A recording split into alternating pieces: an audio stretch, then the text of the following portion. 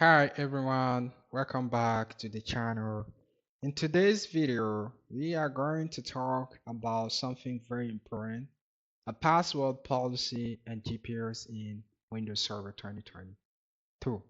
Did you know that over 80% of data breaches are caused by weak passwords? In today's world, password security is more critical than ever. But don't worry, Windows Server 2022 has powerful tools to help. In this video, I will show you how to configure a group policy to enforce a strong password policy, ensuring your network stays secure against threats. Let's dive in and make your system secure. So on my Windows server here, so just on the search bar type server manager. So you can see that here. Server manager, you can see here your server manager app. So you open your server manager. Now it is time to start configuring our GPO. So in our dashboard here, server dashboard here, click on tools, and in tools, click on group policy management to open the group policy management console. And here now, what we're gonna do, we're gonna create our first GPU here. So now expand your forest here and expand your domains in case you have multiples. You can see all your domains here. I just have one, which is nexttechiq.it. Expand your domains, and here you can see all you have your domain controllers, default policies, and started GPUs and whatever.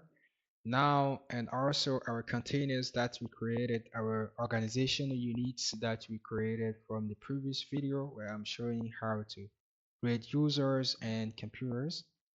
And now here is our group policy objects. We have two default group policy here. Have the domain controller policy on the domain policy. So let us create our new one. Just right click on that group policy objects, right click on it, and then click on new.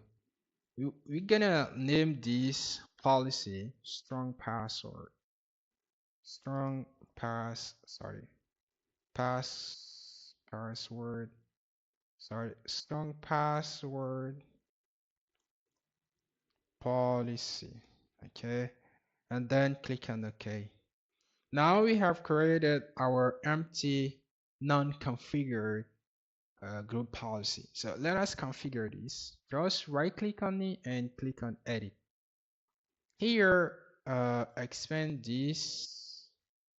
So, yep, expand this, and then here, expand computer configuration, expand policies here, and expand Windows settings.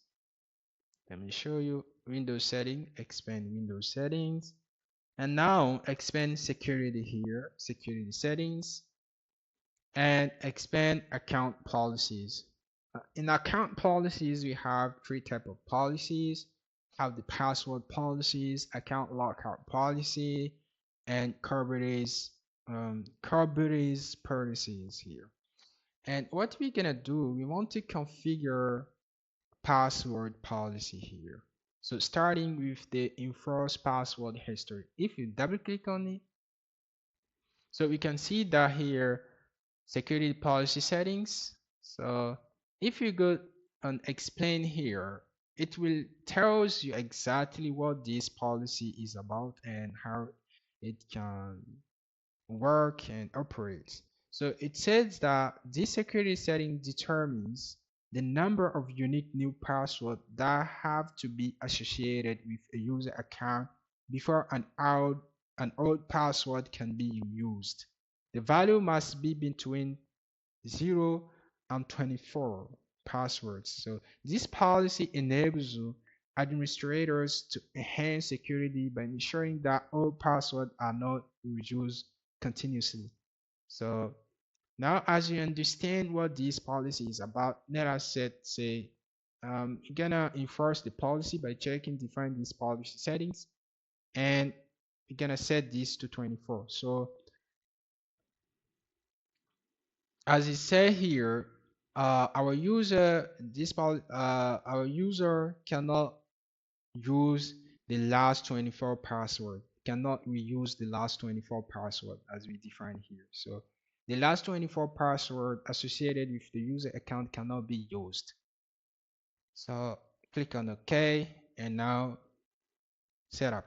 Here we have the maximum password age. Let us double click on it to configure it. And here the explanation says this security setting determines the period of time in days that is a password can be used before the system requires the user to change it. So very clear, right? Go back here. Let us say we want each month the user change the password. So we're gonna say that 30 days. Each 30 days, user are required to change the password. Click on OK. Now let us say the minimum age here. It also said that the security determine the period of time in days that a password must be reviewed before it can change. So this is the minimum date. So let us set this to the half of month, which is 15 days. It means that users cannot change the password before 15 days. So after 15 days, they can change it. And maximum after 13 days, they will be required to change the password. Obligatory. Click on OK. And here, the minimum password length here, double click on it or right click on it and click on properties here, enable. If we go on explanation here, it says the security determine the least number of characters that a password for a user account may contains. So let us say the minimum password here is gonna be 15. Yeah, 15. Yeah, okay, 14 for example. That is the minimum password length. 15 of 14 characters. Click on apply and then click on OK. So what about here? Let us double click on it. Always check the configuration here. It says these security settings determine the minimum password length for which password length audit warning event are issued. These settings may be configured from 1 to 84. So you should only enable and configure this setting when trying to determine the potential impact of increasing the minimum password length setting in your environment. So let us set this to our minimum password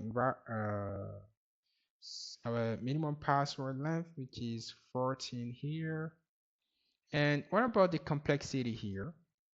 If we read here, this security determines whether the password must meet complexity requirements here. And if you see that if the policy is enabled, password must meet the following minimum requirements. So that are all that the password will contain to meet this policy requirements. So let us enable this, click on apply and then OK to create a strong password. And here, if you go to relax minimum password length limits properties here, if you go on the explanation, you can see that these settings control whether the minimum password length setting can be increased beyond the legacy of. If the setting is not defined, minimum password length may be configured to. If the setting is defined and disabled, minimum password is already, but its minimum password length may be configured higher than that. So let us enable this here. Enable, apply, and then yes, and then okay. Now, if you go back in our minimum password length here, you can see that we cannot change this more than 14 before, but now if you click on 15, you can see that it's working, or 16, it's working because we enable. Let us set this to 15, and yes, yeah. Okay, it now 15 characters. Um, let us change this also for our login to 15 and apply this and okay. So this is because of the relaxed minimum password length limits that we enable. It gives us the possibility to set a minimum length of our password beyond 14 characters. So what about restore password here? Let us read here. This security setting determines whether the operating system stores password using reverse encryption. This policy provides support for no, you don't want to enable this. So let the here disable, apply, and then OK. Now you have configured all the policies needed or all the configuration of your GPU to be working correctly. Now you can close this tab and also here, as we are back here, it is time to link our GPU to a certain particular groups or users or organizational units or even our domain. So if we right click on our domain here, click on link an existing GPU and click on it. So you can see that in our domain, all the GPUs that we have, select our strong password policy and click on OK. Now, this is applied to our how can I say? You can see that here. This is applied to our domain. All the group and users, we always have this applied to them. Let us enable this GPU by forcing the update of our GPU's configuration. By typing this command on PowerShell gp update, and we want to force the update, so use this backslash and force, and now hit enter. Just wait, it will update our GPUs.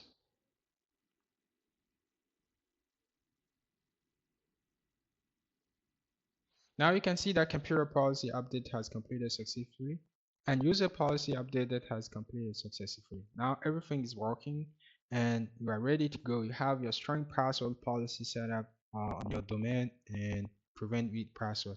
That's all. That is all I just want to show you. I hope you find this helpful. Apply this in on your own and keep learning. See you on the next video.